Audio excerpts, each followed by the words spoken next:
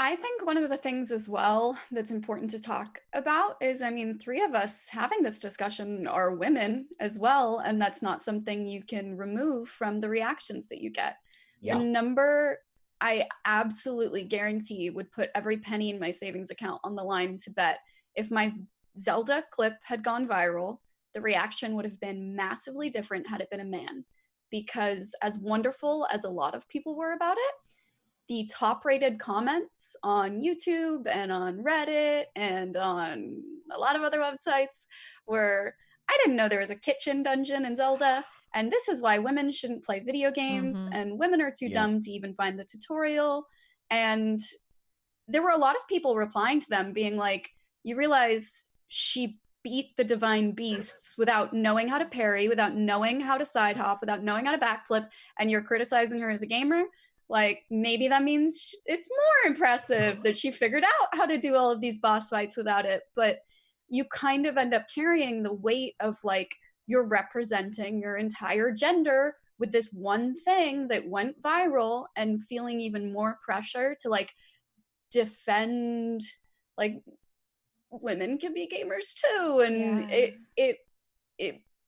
it sucks to say, but it really made me hesitant to share content on Twitter, for instance, that was about me like making silly mistakes in games, because I didn't want it to become like girl who can't find Yeah. anything in a video Yep. game The kind of second there's a thing. perception of weakness, Yeah. perception, it's Yeah. just run with it. That's what they do. And it made me feel like you really do feel like you are representing a large group of people, and there's this pressure then to like play things on the Yes. hardest difficulty to prove that you can, and then as soon as you do, you're still gonna get accused of cheating anyway. Like that was an unexpected side effect for me. Was I should have known that the internet would turn it into you're dumb because woman, but I didn't until I experienced it, and it really made me rethink the way I create content moving forward. I felt like I had a lot more to prove.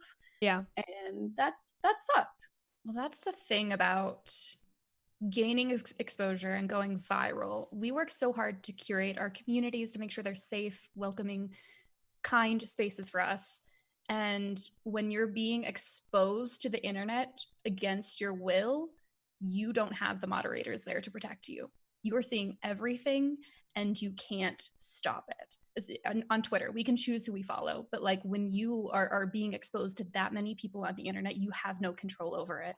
And you're forced to deal with all of these awful emotions and horrible things people are saying to you. Mm-hmm. Yeah, It's I mean, tough. especially like, speaking about women, like Chillbo, your tweet was about like, the like women versus men dynamic and being a female streamer, and that's always something that is a very controversial topic. So I'm sure you saw like a lot of additional hate thrown your way because of the nature of like the clip that you posted. Yeah, I had so many women that I look up to respond to that and were like, thank you for saying this. And like, not that like anyone deserves a pat on the back for saying treat women as if they're human, but like there was also like, oh, you just have it easy. You speaking about this from a place of privilege. You're successful on Twitch because you're a woman and because you're pretty and all of this stuff. And it was like, I know I'm not, but like it still gets in your head. And no matter how confident and sure of yourself you are, it still gets to you when multiple people are saying this, because those people believe it. Not that like random trolls on the internet really matter, but like it's hard. Yeah, it's I mean, I'm sure like even like larger creators have the same issue too. Like no one's immune to, negativity and getting death threats and stuff. Like that stuff never gets